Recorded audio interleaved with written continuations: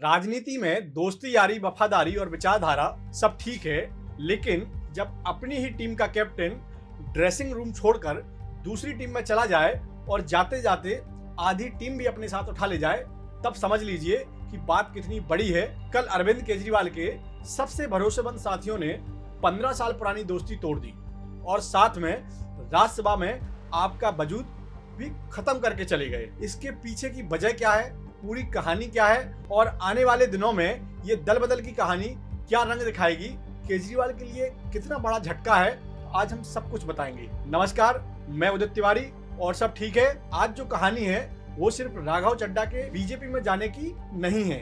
ये कहानी है एक पार्टी के भीतर टूट, रणनीतिक खेल, पंजाब की सत्ता पर मंडराते खतरे की और एक ऐसे शख्स की जिसे पार्टी ने साइडलाइन किया और उसने पलटकर ऐसा जवाब दिया कि पूरी पार्टी हिल गई और अपने साथ पार्टी के 6 और राज्यसभा मेंबर लेकर चला गया।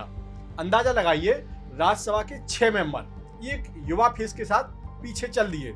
आज हम इसके पीछे की पूरी इनसाइड स्टोरी आपको बताएंगे। तो भैया, 2 अप्रैल को आपने राघव चड्ढा को राज्यसभा में डिप्टी स्पीकर के पद से हटा दिया, उनकी जगह अशोक मित्तल को बिठा दिया। ये खबर आई तो लोगों ने सोचा अब चड्ढा कुछ बयान देंगे और शांत हो जाएंगे, लेकिन वो चुप रहे।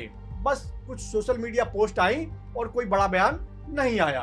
उन्होंने सिर्फ इतना कहा, साइलेंट नॉट डिफीटेड, यानी चुप कराया गया हूं, हारा नहीं हूं।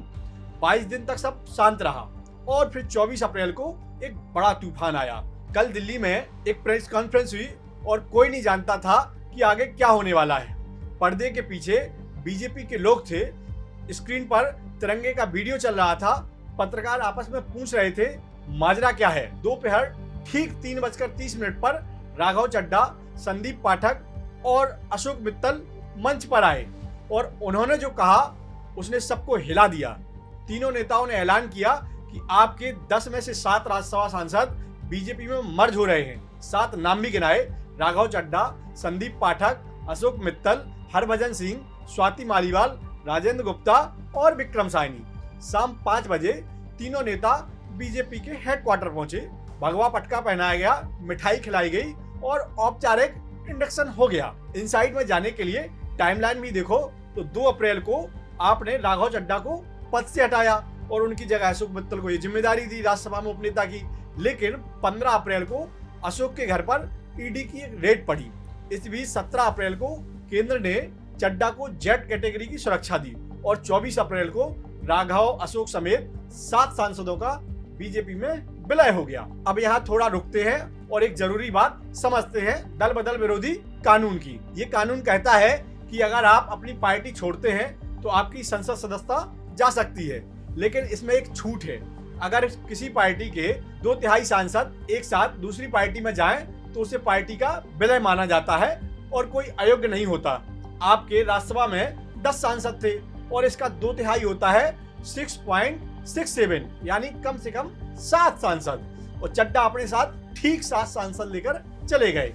एक भी कम होता तो सबकी सीट चली जाती।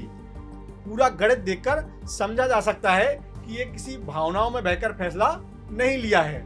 ये कोर मैथ था और कानूनी सटीकता के साथ चली गई एक चाल। अब जरा इन 7 सांसदों को समझते हैं किसका क्या बैकग्राउंड है। राघव चड्ढा लंदन से पढ़े सीए हैं, आपके शुरुआती दिनों के साथ से हैं। 2022 में पंजाब में पार्टी की जीत के बड़े आर्किटेक्ट माने जाते हैं। संदीप पाठक केजरीवाल के चाणक्य कहे जाते हैं। तिहाड़ में केजरीवाल से मिलने वाले 3 लोगों में एक नाम संदीप का होता था। कैम्ब्रिज से पीएचडी किया है। तीसरे अशोक मित्तल है, पंजाब की लवली प्रोफेशनल यूनिवर्सिटी के फाउंडर है। चड्ढा की जगह मित्तल को ही राज्यसभा में डिप्टी लीडर के पद पर बिठाया था और अब वही पलट गए। चौथे नाम हरभजन सिंह का है, जो पूर्व क्रिकेटर हैं, पंजाब का बड़ा सेलिब्रिटी चेहरा है। 5वां नाम स्वाति मालीवाल का है, जो पहले से ही केजरीवाल से नाराज चल रही हैं। 6वां विक्रम साइनी, जो उद्योगपति है, पद्मश्री भी है, पंजाब से है। साथ में जो है राजेंद्र गुप्ता, जो ट्रिडियन ग्रुप के मुखिया हैं, ये भी पंजाब से आते हैं। यानी 4 चेहरे पंजाब से हैं। अब इसका असर क्या होगा वो सुन लो। आपके राज्यसभा में अब सिर्फ 3 सांसद बचे हैं, संजय सिंह, संत बलवीर सिंह सोचेवाल और एनडी गुप्ता हरियाणा वाले। बीजेपी का राज्यसभा में आंकड़ा 106 से 113 पहुंच गया इन 7 के बढ़ने से। अब एनडीए का कुल समर्थन 145 हो गया है, यानी एनडीए 7 नए सांसदों से राज्यसभा में और मजबूत हो गई। अब असली सवाल, इससे पंजाब पर क्या फर्क पड़ेगा? देखो भैया, आपकी सरकार पंजाब में है और 92 विधायक हैं। सरकार तुरंत नहीं गिरेगी, लेकिन 2027 का चुनाव आने वाला है। जो 7 सांसद गए, उन्होंने पंजाब की 2022 की जीत में बड़ी भूमिका निभाई थी। चड्डा तो वहां डी फैक्टो सीएम कहे जाते थे। भगवंत मान अब इन्हें गद्दार बोलने लगे हैं, और मान अब ये भी कह रहे हैं कि चड्डा का कोई वोट बैंक पंजाब में नहीं है। हो सकता है मान की बात सही हो, लेकिन बीजेपी अब पंजाब में पैर जमाने के लिए पूरी ताकत लगाने लगी है। और इससे बड़ा संदेश ये है कि आपके भीतर सब कुछ ठीक नहीं है। आपने चड्डा को साइडलाइन किया, लेकिन उन्होंने ये नहीं सोचा कि जिस आदमी को किनारे किया जा रहा है वो चुपचाप गिनती कर रहा है। चड्डा की जगह जिसे बिठाया वो अशोक मित्तल भी साथ आ गए।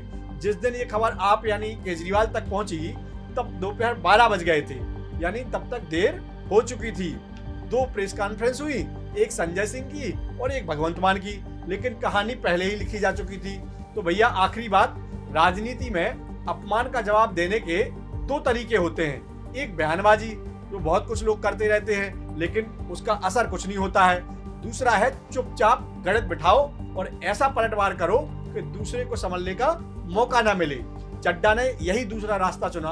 अब ये राजनीतिक रूप से सही था या गलत, ये तो आप तय करें, लेकिन एक बात सीखने वाली है इसमें, जब कोई आपको चुप कराए तो उसका जवाब शोर से नहीं, सही वक्त पर सही कदम से दिया जाता है। और हाँ भैया, हमारे चैनल और सबको सब्सक्राइब भी कर लीजिए, ना किया हो तो, और नोटिफिकेशन बेल जरूर दबा दीजिए, क्योंकि शुद्ध देसी अंदाज में सारा एनालिसिस यही होता है, वो भी बिना शोर शराबे के।